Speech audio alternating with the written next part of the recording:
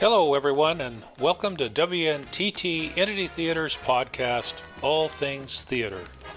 Each month, we will explore with our featured guests some fascinating aspects of theatre: writing, directing, acting, stage management.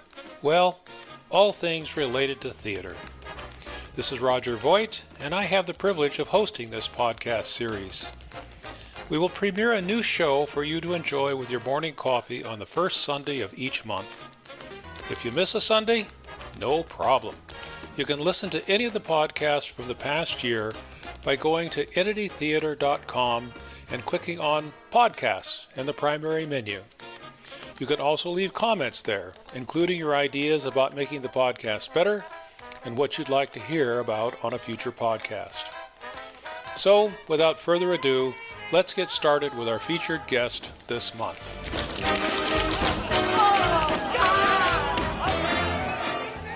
Our guest this month is Danny Stripe, a 35-year resident of Germany who was born and raised in England. Well known in the English-speaking theater world as an outstanding playwright, actor, and director, Danny says he can hardly remember a time when he wasn't interested in acting and theater. It provided endless openings to discover who he was and to more fully express that discovery in his life. Hence the title of this episode, Finding Life Through Theater. So welcome to the podcast, Danny. Hi, great to be here. Thanks for inviting me. So let's begin at the beginning. As a boy and even into earlier adolescence, you either wanted to be acting or playing rugby or cricket. Now, that's a somewhat curious combination. How did you come to these choices when you were young? Well, they didn't all happen at once. The love of acting came first when I was in what we call primary school. I was about 8-9 years old, and the senior school wanted somebody to play Fleance, the son of Banquo in Macbeth, who has nothing to say. And I got chosen, which was great. And it was a magical world. I was working with older boys and the three murderers, and we had to prepare this lamp. And all I had to do was walk on. And when Banquo shouted, "Fly, good Fleance, fly," I just ran for it. Yeah. And that was it. But I did have the responsibility of making sure the light went out, which was a candle flame in those days. Uh-huh. You know? But that was the beginning of a love of theatre. That really was the beginning of it, you know, and it's never left me, as you know. The rugby cricket arrived when I go to senior school myself, and in those days they were the two sports we had to play, whether we liked it or not, to be honest, in the senior school. But the more I played them, the more I got to appreciate them, and it's a pleasure that's remained with me all my life till this day. Yeah. So participation in team sports like that really emphasizes just how important team is, doesn't it? Very much so, very much so. And I think that was part of, the ethos of the school, which as a school, it also had a big theatrical ethos. Okay. It had the same emphasis. Your real interest in theater, what was your parents' attitude about it? Did they say, "Oh yeah, that's a great way to earn a living," or were they a little? No. They were always on side. They were always on side with myself and my brothers, whatever we sort of interest we took. I didn't realize it at the time. I realized it in later years that they were actually very worried about my academic development, and they had been to the school and talked about it and so on. And what I've realized, Roger, which wasn't realized at the time, was that I was partially dyslexic, but nobody picked up on that at all. I've only picked up on it because of my son being dyslexic. I see. And so on. But none of the teachers or parents really picked up. But they knew there was some sort of mismatch between my academic performance and my apparent intellect, if I can be less than humble there, you know. But you know, well, I soldiered on. Yeah, dyslexia can be a real problem for young people if it's not recognized, because it's very easy to attribute problems academically with you're not trying hard enough, that kind of thing. That's right, and it's easy for a young person then to get into misbehavior or clowning I can't say I avoided that completely, but not as badly as perhaps could have happened. Thanks mainly to the sports and the theatre side of the school, where I was able to flourish. Yeah, Yeah, an area where you can really thrive and shine is so important. It's very important. It's very important. Yeah. So by the time you enrolled in college, you had obviously developed an appreciation for the need for, as you put it, a balance between action and thought. And to the extent that you actually obtained a degree in both theater studies and philosophy. Now that seems to me like a big leap from rugby and cricket. How did that change in focus evolve for you? When I left school with not wonderful grades, at the age of 17 or so, and I worked for a couple of years as a laboratory technician. I specialized in sciences in those days. We had to it's quite a specialist system, the English system. And really what that taught me, I realized with retrospect and at the time, was that I wasn't a scientist. Oh. Yeah. Okay, I got a great respect for science. Let me make that clear, and I love scientific ideas. But I actually enrolled in college with a secret plan, which was I enrolled for chemistry and biology, which I got accepted. But my plan, because of the 2 years I had spent working and aspects of my job allowed me to read a lot in private, was I was going to get into English literature. Okay. But as soon as I got to the college, the English literature faculty wouldn't have me because of my background. And then I'll just cut to the chase. I circled and circled and circled, and the theatre faculty would have me and the philosophy faculty would have me.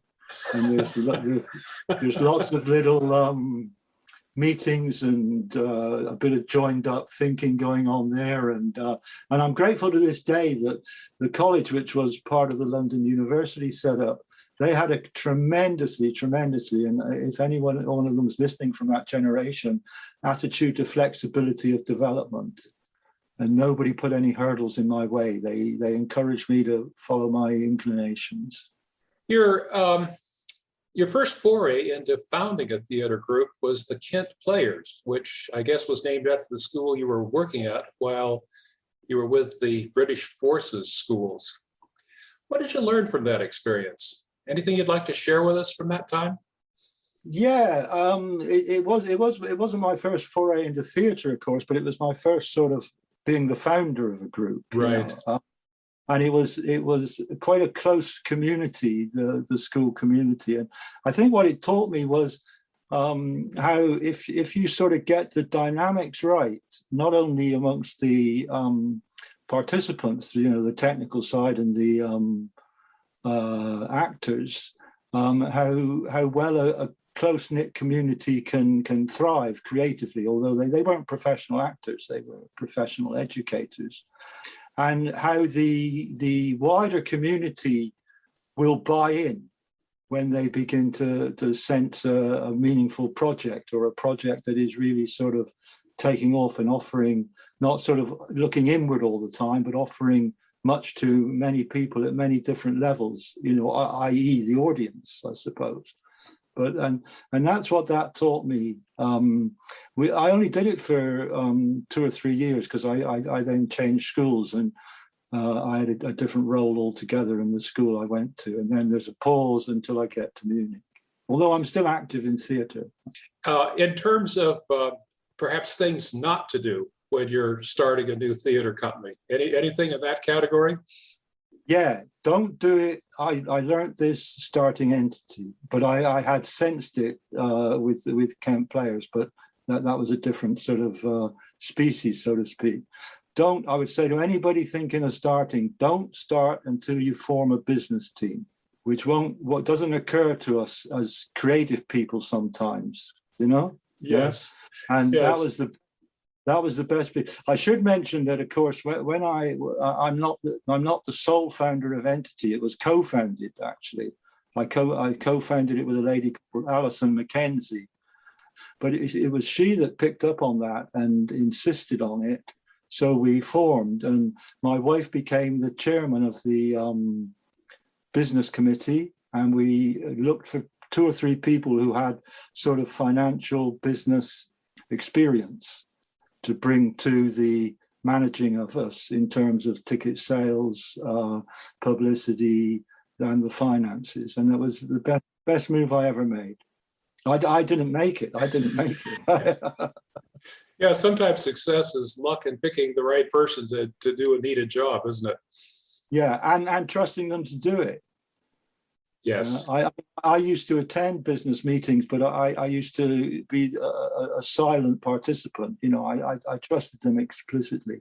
I had a bit of input, but it wasn't really my strength. How about media experience? How important is that on the business team? I think it's probably more important than we gave credit for at the time. I think, you know, all my life media has been arriving, so to speak, in the creative arts, especially, or in all sort of professional forms of life, I guess.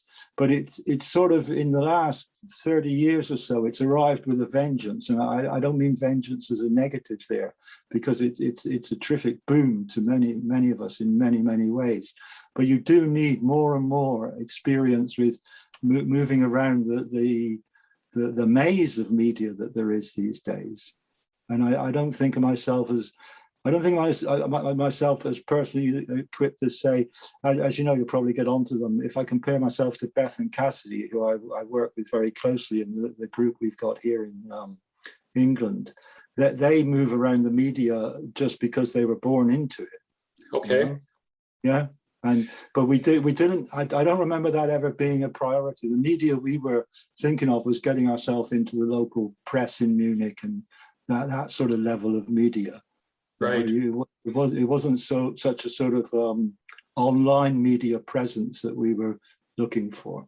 I don't know when we get the website, the EntityTheatre website. I'm not quite sure. Oh yeah, that was around. That was around. We had a lady who had a husband who built the website for us during those early years. In the days when that was a lot simpler than it is now.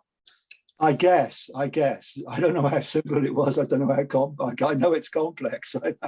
Well, the EntityTheatre group that you mentioned, you were one of the co-founders. I'm really curious about the name. The dictionary defines entity as a thing with distinct and independent existence. Yet I have a sense that you had a different intention when you chose that name. Maybe you could talk about that a bit. I'm not sure my intention was that different, but what we intended and chose the name for was that we wanted anybody who had any experience of us, because people could come to one workshop and never come again, or they could come to one workshop and, as you know people who stayed whatever it is 30 years, you know, that whatever, you know, and in between there's all sorts of, you know, varieties of stay, so to speak. We wanted them to go away with the feeling that they had taken place in something bigger and independent of them, that was creative and communal and social and intellectual and fun, and that experience would in some way stay with them, if not change them. I know from many people who've said to me it changed their lives, it changed their perspective being in entity. And yeah, I'm one for sure. Good. I'm glad to hear it. I'm I'm sure that's being positive. I can tell from your smile, you know. You know? And it was that made us choose the name entity, right, as something independent of you but positive for you. I see. Interesting. One of your earlier successes at Entity was the Feats Festival in Stockholm. What was that, 2002, something like that? It must have been, Roger. It must have been, yeah. The play that you performed there was The Parting. Some thought that you were cheated out of the award for Best Actor. What can you tell us about that experience? Oh, it was definitely. No. Yeah, well, I have very good memories of it. I hadn't acted for quite a time. It's something people forget. For most of the years I was directing Entity, and I was the director of Entity because of Alison leaving. I wasn't acting, and the parting, the part of the old man in the parting was a part I hadn't played, and I thoroughly enjoyed doing it. And it's very strange when you come back to something you haven't done for a few years. You feel all sort of hands and awkward feet and all this sort of thing, you know. But we had a very good director. He was called Heiner. I can't remember his surname for sure. He's American, and he was very thorough and very investigative, and made me look into myself and so on. And I was very pleased with my performance, very pleased with it personally, as were many others. The winning or losing, Roger, is something you just leave behind very quickly. You know, I thought I'd given it my best shot. Heiner thought I'd given it my best shot. I'm sure others thought I'd given it my best shot, and it was an impressive shot, and that's enough. You know, That's enough. Right. Good luck to the guy who won it. Good luck. That's a great attitude. Longtime Entity members still talk about a couple of other plays that you directed or acted in when you were here, like The Real Inspector Hound, A Day in the Death of Joe Egg. What are your recollections of producing and performing in those plays? I didn't perform in them actually, but I directed them, and I had a business team in place for the production, of course.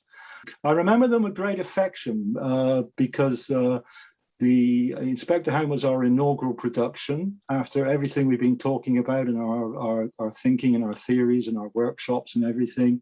We had to sort of, you know, put our money where our mouth was, so to speak. And it was a tremendous success at all levels, particularly community. It drew in, not only we were performing in the school, but it drew in people from, you know, the wide range of English-speaking Munich, and it was the beginning of what we know Entity is today. I love the play. It's an absurdist play in the best sense of the word. With Stoppard is sort of doing a pastiche of the classic thriller detective genre, and we had a lot of fun with it. And I can still smile now at moments. I didn't have a favorite character, but the character who stole it in the best sense of the word was Mrs. Drudge, who had a huge feather duster, and we always she was nosy and she was gossipy, and she always introduced herself on the stage by letting the feather duster lead. It just appeared behind the actors on stage, and it produced a reaction in the audience every time, one of these sort of signatures, you know. And then she was gossipy. But there were some other lovely, some great friendships and so on. And it was a great success, and it made us realize as a group, and we were quite small then, really, compared to today. I suppose we were something like between 12 and 20, including the technical side. And we realized what we could do. And we made a profit, and we never looked back. We not that we were trying to make money, but it did help, you know. Joe Egg is a completely different play. It's about a disabled girl, very severely disabled. I had always wanted to do it.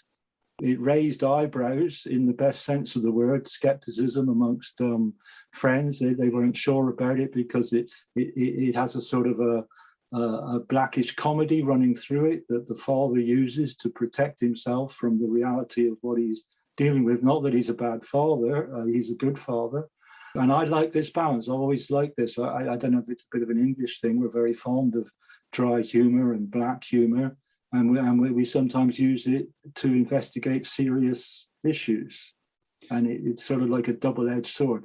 And I was very pleased with myself because it was a big success, and it was provocative in the right sense of the word, and it had people talking, and people subsequently phoned me who I hadn't talked about and said how they thought it was tremendous to see this problem. I can't remember the condition the little girl suffers from, but it's very debilitating. And they were glad to see this sort of thing being exercised sensitively, albeit with the humor. But I think most people understood why the father was using the humor as a sort of protection. And so, and as a consequence, because we were very successful in many ways, and our audience grew as it has grown, And we were able to give a very significant donation to a home near Starnberg that caters for these children. And that gave us all a lot of pleasure. Yeah, theater at its best, huh?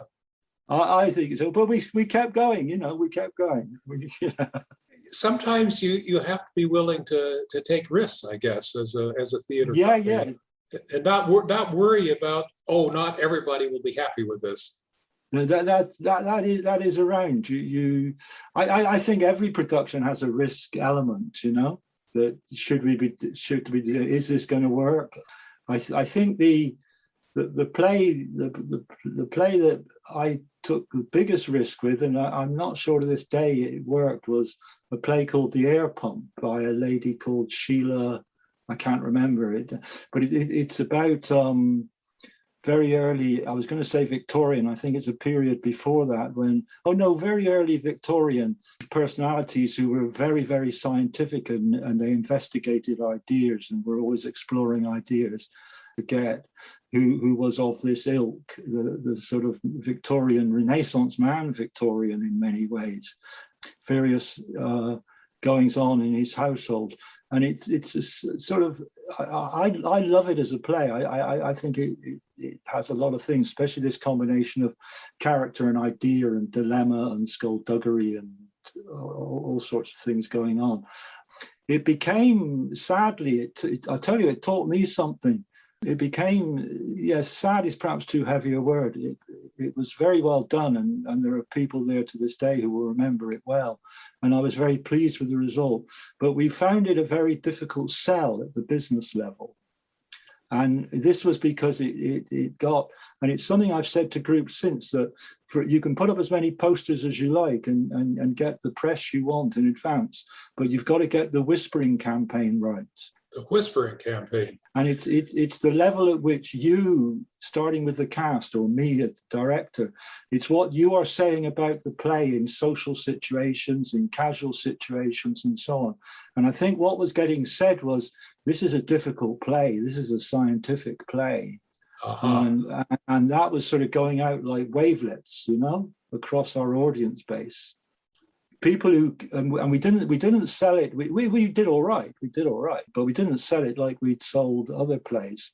I remember talking to people who came to it and said, "Gosh, it's funny at times. It's really funny and it's really sad and it really makes you think." And that should have been the whispering campaign. What these people were saying. And I've said that, and I say it to this day, very early in rehearsals, let's get the whispering campaign right on this. Let's not be, worrying unnecessarily, so to speak. That's an interesting aspect of the role of the cast and the crew that never occurred to me. What you're saying among yourselves gets out there. It never occurred to me, Roger, till we did that play. And I was trying to think, why did it get that reputation? They didn't get it off the posters. It didn't get it off the media. You said earlier that in your earlier years at Entity, you were mostly in the director role. But then in your later years, you started trying to get some of the actors to do directing, and you were coaching them as a director while you were acting in the play. And I would imagine that could be a difficult transition. How did you manage that, to remember, okay, I'm not the director this time. I want to support the new directors, but I try anybody I knew who was going to direct. I tried to prepare them before they directed, at a workshop level, at a conversational level, at a coffee level, that sort of thing. But once they were directing, I promised myself that I would keep my mouth shut, no matter. How hard was that? That was difficult at times. And I won't go into the details. At one time, I did take a director aside and say, you must stop doing this. You're letting yourself down with it, and I'm not going to go any further because that's totally unfair. To do so. He's not here to say what he was doing.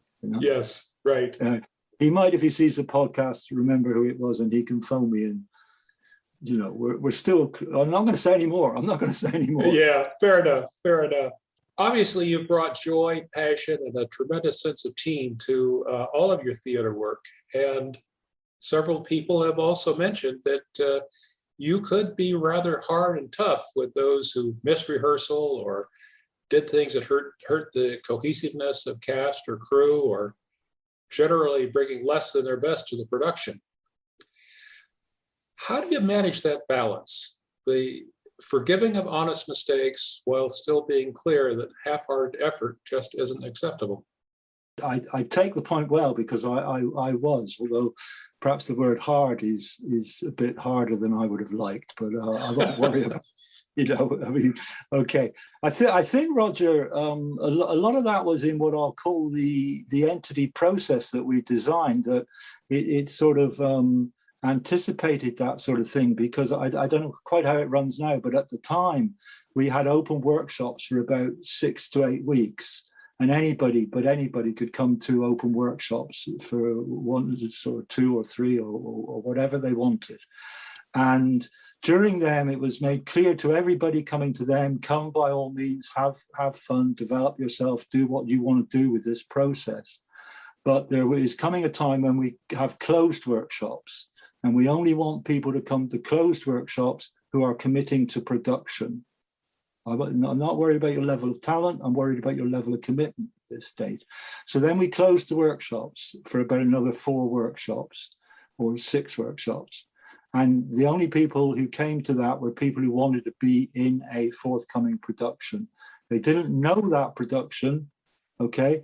And we tried to, well, once we knew the composition of that closed group, and that group had already made a commitment, which had been made quite clear to them, and they had no guarantee of a part, they had no guarantee of the sort of kudos of the part that they would get, but they were committed.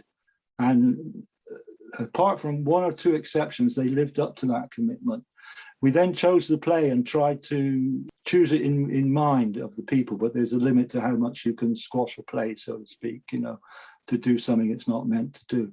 But I think that process anticipated a lot of what I've heard of and seen younger, where people would mess about with timekeeping, would be rather casual about learning their lines. That had sort of been put in the bloodstream as just something you've got to do, that you're committed to.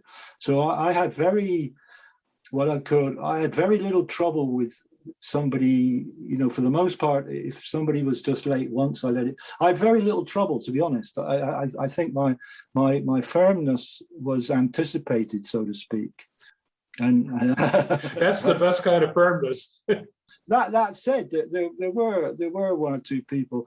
I think it was what used to annoy me was somebody who was being casual with something that wasn't, for me, a casual enterprise. Okay. And they might be late, but they didn't come and apologize.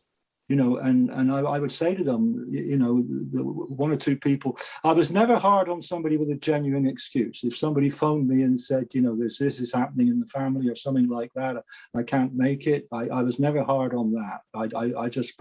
I had every reason to believe them, right? But where I thought, I would take the example of somebody who comes late and doesn't apologize to anybody. That person I would just pull aside. I was obviously, presumably it was being witnessed by people who said what I was like, and I would say, you really should apologize. And they'd say, sorry, no. I said, I don't mean you should apologize to me. You should apologize to everybody. Yes. Okay? Because you're treating everybody casually for reasons best known to you. That is hard. Yeah? Yes. But you've got to realize something about yourself here, Right? And I should add to all that I was, as a younger person, I was never the most perfect timekeeper at times, and I think it's a case of, if you're a poacher turned gamekeeper, you realize really what's going on sometimes, Right. So I don't want to come across as Mr. Punctuality or Mr. Perfect or anything, but when you got the role of the boss, so to speak, sometimes you've got to demand certain standards. Yeah. Of course. I'm just amazed at what you described as your process of putting a play together, which was, in effect, we could say almost do the auditions first, but the audition is for commitment. And then when you see who gets picked there, then you pick the play that fits the people that passed. I mean, it's just backwards. Yeah, sure. As much as you can, Roger, as much as you can. Right. But we also were in the. I say we because I normally had an assistant director, which was part of the process of trying to turn people into directors, bring on one or two people, you know, and give them that role instead of an acting role or so on. And we were very conscious of manipulating the play at times, you know, creating a chorus that wasn't in the original play or something like that, or even splitting a part into two parts, you know. If there was one journalist, why not make him or her two journalists, that sort of thing. Right. So we had a freewheeling approach to try and fit, you know, as many of the committed people as possible in, and not to get too hung up on talent. I mean, we always prided ourselves on being professional, and we did have professionals at times who came through our books, so to speak. But I wanted anybody who was, you know, we had people who learned all their acting with Entity, learned all their to this day, you know. And I take great pleasure in that when I see, and they learned because they were given chances. So I guess a little later in life, you discovered a real passion for Spain as well, and you've actually written a book of poetry at a place I think that you describe as the Senderos. As you recall, that's the title of the book, right? As I understand, this refers to all the trails that crisscross Spain and basically link cities, countrysides together. The poems that I've had a chance that you gave me a chance to look at, they're intensely emotional, and yet the subtitle to your book is A Journey of the Mind. At first thought, that seems almost contradictory. How do you reconcile this emotional poetry with a journey of the mind? Well, I think it harks back to what I would, well, not to say harks back, but as a man who was a bad scientist, become philosopher, become theatre director, I've done all the journeys of the mind, you know, and as a philosopher, I don't make that distinction. I think culturally, I don't know if I can speak for America, but I can speak for a part of Europe. We've tended to divide the mind, if not society, into sort of the rational and intellectual and the emotional and creative. Yes. And I think this is a false division. I just don't think our mind works that way. And I think the emotion and the creativity and the what we call the more logical or mathematical, maybe, they're very much interrelated. I can think of examples I've come across in my philosophical reading where a philosopher will talk about the beauty of an equation. The first time I came across that, I had to think twice. And I thought, yeah, I think I can get it. That's very, you know, an equation is very close to the poetic process. For me, the poetic process, which is emotional, sure, it's emotional, but so too is the scientific research process emotional, you know. And I can imagine, and I think the emotions are probably very similar in terms of a sense of joy, a sense of achievement, a sense of frustration, a sense of anger at times. So I don't really see a contradiction there. I'll have to go back and reflect on that some more, I think. Sure. Well, that's what we've got to do all the time, Roger, I think. Absolutely. So looking at the other direction, how would you say your work as a poet inspired you in your theater endeavors? Well, that was something I got to thinking about later. For many years, Roger, I never thought of myself as a poet. I just thought of myself as a notebook keeper, which any writer, whether you're writing plays or novels, we all keep notebooks in some form or another, because otherwise chances pass you by. I began to think of myself as a poet as I realized in my studies in English literature that poetry had changed. I think the reason I didn't think of myself as a poet was because I couldn't write, well, I can actually, but I couldn't naturally write sonnets or complex structures or rhyming schemes. And poetry itself early in the 20th century changed dramatically. Okay. what we call modernism. And it was my spending time with modernistic poets and so on. I realized that, yeah, I was a poet and I could go for it. But that's more preparing the way. I think poetry has many, many definitions, but I think one I like is it's language under pressure. And you're constantly sort of trying to boil the language down, crucible the language, and get the word you really want. And I think that process is one I find myself very often in playwriting, creating a character and just thinking, they would not say that. You know, what you've written there, Danny, that is not what they would say, right? What is the word we want here that character would use, and another character wouldn't use that sort of word, you know? That character, maybe because they wouldn't use the word evolve, they would use the word it becomes or something. And these sound like, it sounds a bit pedantic, but it's not, because if you don't get those words right continually for your character's mouth, you're not going to get the character right. Sure. And I think it's a similar process. So again, language under pressure in writing the script. Yeah, definitely.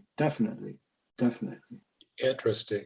Well, you left Entity in 2010, I believe, to return to Plymouth, and there created another theater company that you called Pilot's Thumb Theater with two younger women, Beth Hewitt and Cassie Williamson. Your group quickly became known for complex characters and compelling narratives that fostered discussion of topical issues. Why the name Pilot's Thumb? Well, now we're often asked that, which was part of the reason for the name. We had a lot of discussion. We had a lot of discussion trying to get the name and what we wanted to get, and we wanted something local, and we wanted something thought-provoking, and we wanted something with a sense of classical information about it. And Pilot's Thumb is actually mentioned by the witches in Macbeth. It's actually a quote. Here I have a pilot's thumb, wrecked as homeward he did come, for part of the spell that they're making prior to Macbeth's arrival. Pilot's Thumb is also, we're very much, Plymouth is very much a nautical community, has been for well over 1,000 years. And the pilots are very, very well known, respected people, the pilots who take the tankers in and out with the small but very strong tugboats.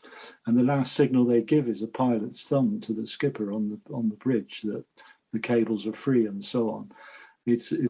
So it's a signal of sort of hope and adventure. It's also very iconic in England anyway, with the early sort of First World War or Second World War pilots. It would be the signal they would give when they were ready for the chocks to be pulled from the plane for takeoff. Okay. And again, hope and adventure.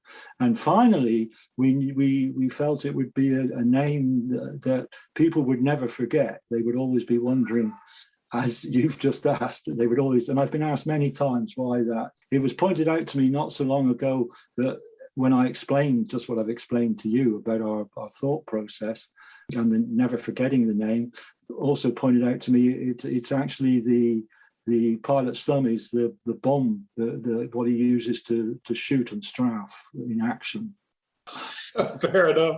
So you obviously had brought a whole lifetime of experience then to this Pilot's Thumb theater group. What would you say at this point are the underlying principles that you think is really critical and that guide your work there, and that other theater companies should strive to emulate if they want to be successful and make a difference in the community? I think there are many other theatre companies that do what I'm about to say, you know, but perhaps many could learn to do it. I think at whatever level, given what you said, a lot of thought there, at whatever level you are working and whatever the art form, and this, we're talking here about theatre as an art form, but I would say this goes for other art forms, be they solitary or be they communal. Be generous. Be generous with what you know and share it. Don't be secretive. Don't sort of closet yourself. If you share your ideas, share your skills, An American actor, an old American actor whose name I forget, put it very well: send the elevator back down. And when I heard him say that, I thought, yeah, that's exactly, it's because of people's generosity, be they mostly teachers or lecturers. As I mentioned, the London University attitude to students who were seeking a route through their studies, not necessarily the route that they enrolled as. And I was a classic example of that. People were generous to me. They were intellectually generous and emotionally generous, and they gave me space and they taught me. And I've always tried to bring that philosophy to my teaching, and I've always tried to bring it to enterprises like Entity. You know, I share, you know, and and nobody steals an idea off you. They might take an idea and manipulate it a little bit till it becomes something that is part of them. That's not plagiarism. That's not plagiarism. That's creative energy shared. Sure. Anything else besides sharing and generosity? Commitment, but we've discussed that, you know, and commitment takes place at every level. And I suppose, I don't know if, keep asking yourself, I think I'm quoting Clinton here, isn't it? Well, not what the project can do for you, what you can do for the project. Yeah. Kennedy. Kennedy, I beg your pardon. He was quoting Kennedy. Oh, but maybe he didn't say it. Maybe he didn't. You're right. Just about everyone that I've spoken with about you here at Entity has mentioned this tremendous energy and care that you bring to your stories as a playwright. And yet, once rehearsals begin, you manage to give up pride of authorship and open everything to the creative ideas and input from everyone in the cast. I suppose that's part of the generosity that you spoke of, but that's not an easy task. I say that from personal experience. I get really attached to something that I've done, and I can get a little resistant to somebody saying, no, it could be better. What's it been like for you? It's been very rewarding, and I think it's very important. It's something I've evolved over the years. That, as we've already said, I believe in commitment, I believe in attention to detail, but I believe in generosity. And I think if we think of a play script, I think we've got hung up. Let me say first, I believe a writer of a novel or whatever, they deserve credit for what they've done and they deserve remuneration. I'm not arguing with that. But personally, as a playwright, I've always thought, don't be too precious about this script. You know, yeah? You know it's your best shot at this moment in time, but you know you will revisit it at a later date and think, oh my goodness, that doesn't work, and so on. And listen to other people who might appear to be not attacking you, but they might be, you know, pressing without knowing it a slightly sensitive point, because this is your craft. You know, don't let it be a sensitive point. You know, you're not a pile of bruises, you're a pile of creative ideas. I've got a very good example at the moment, a play we're working on at the moment, which I wrote, which is the memories of an elderly call girl, and it's a lot of fun, but it's a lot of poignancy. And Beth has been at me, feeling, she keeps saying it needs something deeper, and I've been sort of getting a bit irritated, and I thought, no, don't get irritated, listen to what the lady's saying. It made me reread an opening scene, and in an opening scene she refers to a misfortune she had. It's a one-woman show, a misfortune she had, and the line goes something like, and I'll never forget him, I think of him every day. And I sat back, and suddenly I'd read, because of Beth prodding me, basically, myself saying, she's not trying to bruise you, she's trying to, you know, massage you a bit. I don't mean that term literally. You know? Yeah, right. You know? I said, but Danny, the 90% that follows, you never mention her mentioning that again. I think of you every day. You've just let that casually slip into that line. You know, either you develop that thought right through, right, and it reappears and in her behavior and her attitudes and her regrets, or you take the line out, make up your mind. But see, I would not have read that detail again if it hadn't been for an open discourse with somebody. And that's always been my experience. And if anybody suggests something, and I hope people who work with me know this, if anybody suggests something, I never ignore it. I might at the moment say, look, I've listened to that, I've heard it, and it will reappear at another rehearsal, I promise you, but not just at this moment in time, because of we're doing X, Y, and Z. But I promise you that will not be forgotten.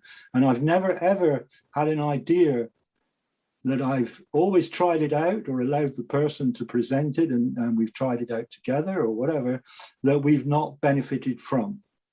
The idea might have gone through transformation and change, but it is basically always given us something. I suppose when you have passionate, creative people working together, you're always going to have times where you have disagreements. You know, I hear what you're describing. You know, they're not trying to hurt me. They're being part of the creative process. And so if I can't handle it now, I'll just put it off for a little bit. We'll come back to it. But doing that in practice, that's not so easy.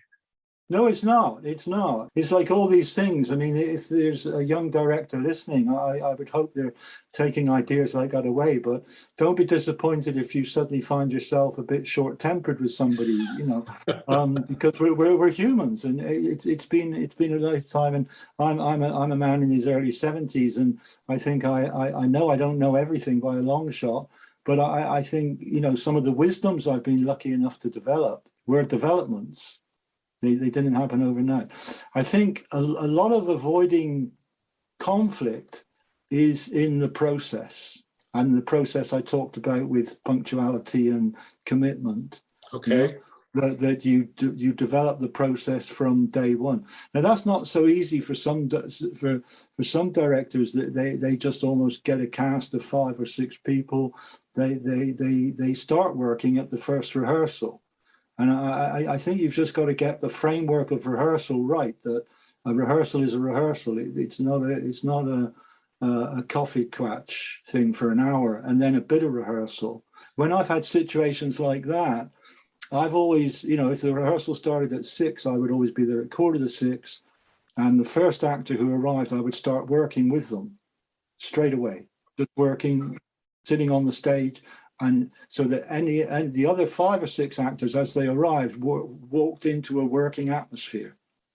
Okay.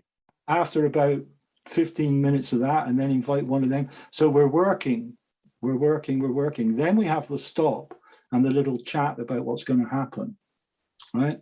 Because my experience the other way was you can lose a cast in that first half hour if the rehearsal always starts with just gossip and chatter and so on. Allow the gossip and chatter at the tea break or the coffee break. Okay. That is in there. And I think this is all a matter of sitting back as a director and saying, what is the process? What is the hidden agenda that I am not operating that will avoid conflict, because it will make people feel comfortable and feel that they're in a situation where we all have a common goal, which is presentation of a work of art. And that within that, my ideas are valid. And if I have a problem, I can go to Danny and discuss it with Danny privately. Okay. I suppose working immediately with the first actor that gets there to rehearsal provides some incentive to get there early. Well, yeah, that's part of it. You know, Danny, you know, I have had actors come early because they know that they can speak to me then about something that's troubling them. No, not necessarily. I mean, troubling them in their art. Yeah, you know, I've had people want to talk about private things. That's a different ball game altogether. And they know there's that sort of, call it holy ground time. A friend of mine called it, you're creating holy ground, Danny, where people can meet you.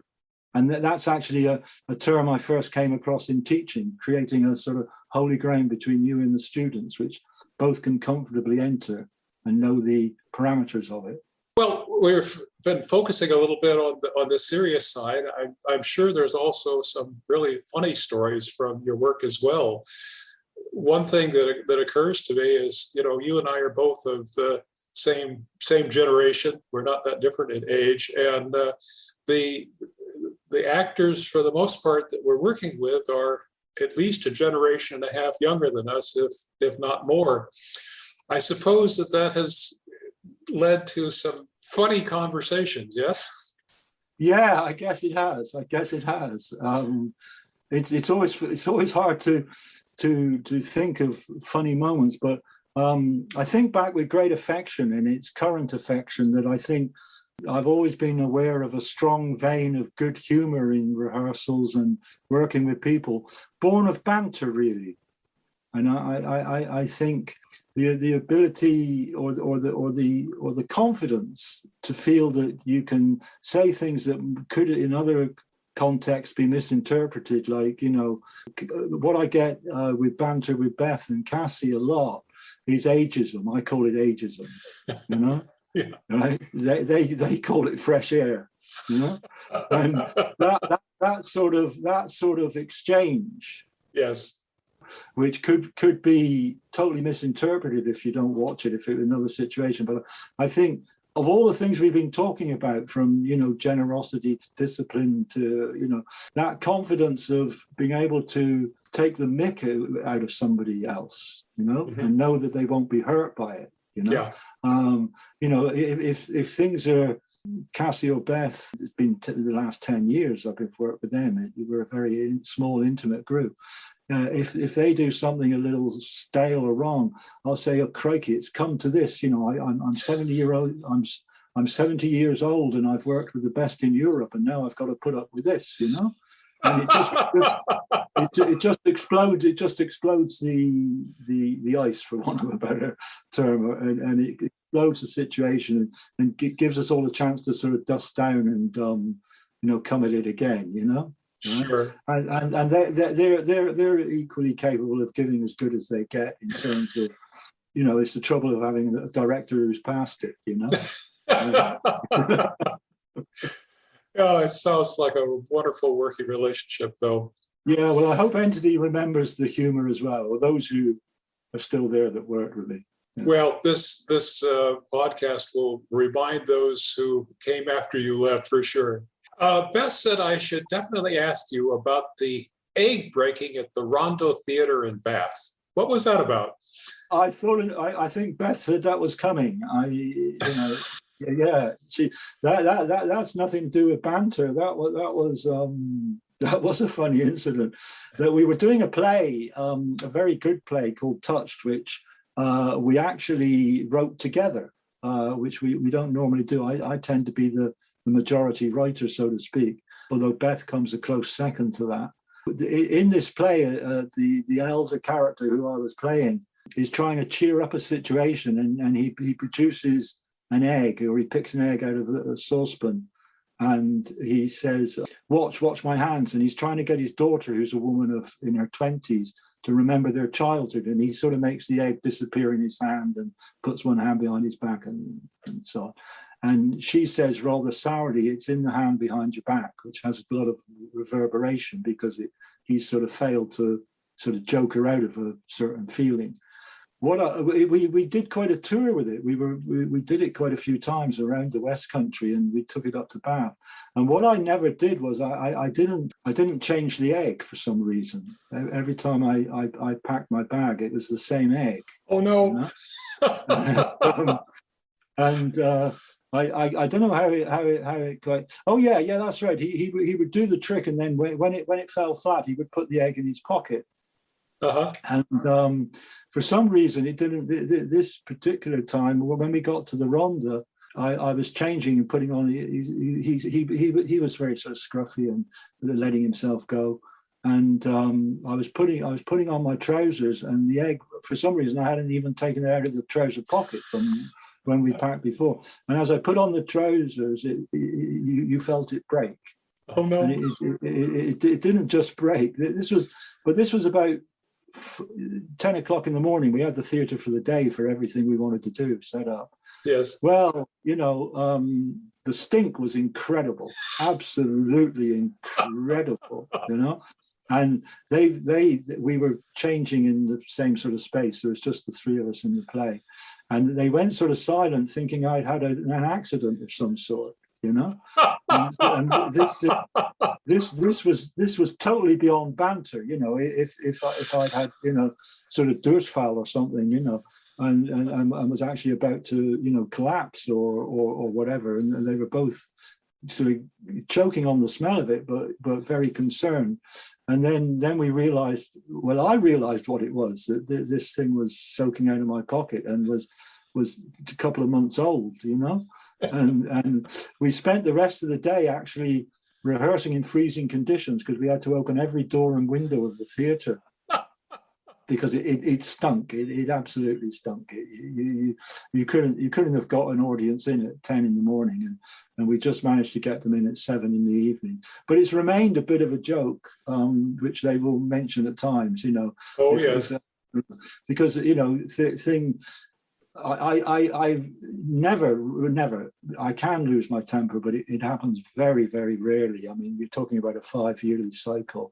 But if I'm approaching a time in rehearsals with Beth or Cassie where it looks like I've just had enough, you know, and I'm about to say something like, look, if you want to prat around for another hour, I don't, you know, they say, go find an egg, Danny, go find an egg, you know. Oh, what a wonderful story. Well, perhaps the perfect end to this fascinating chat is one of the poems from your Senderos collection that you titled Coffee Comfort. Yeah. He drinks dark coffee laced with quiet sorrows next to a Nouveau fountain and a classic square and thinks, I have strode mountains, sailed seas, and trod stages, told a good story. You have indeed told a good story, Danny, and I thank you so much for your time and willingness to share a bit of it with us tonight. Thank you, Roger. Thank you for inviting me, and let me wish all the best to those in Entity who remember me directly. I won't try to start naming people, and people I've met since I left when I've been back on workshops, and how much it means to me and how much pleasure it gives me to see Entity thriving and still going, whatever we are now, 20 odd years. It must be 21, 22. It's, yes, about 22 years now almost. And as I say, I hope it thrives for another 20, 30, 40 years. Be a lovely thought, wouldn't it? It would be wonderful. And let's make sure we keep in touch. I absolutely want to do that. This has just been such a joy for me as well. Thank you. It's been a pleasure for me. Take care now and look after yourself. Yeah. All right.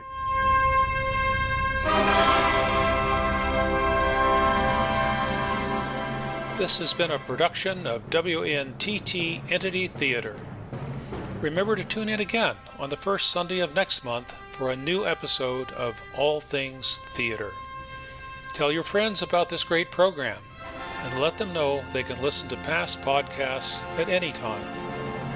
Oh yes, if you really like this podcast, we would very much appreciate any donation you'd like to make. Just click on the PayPal button you see below or on our webpage at EntityTheatre.com. We thank you in advance.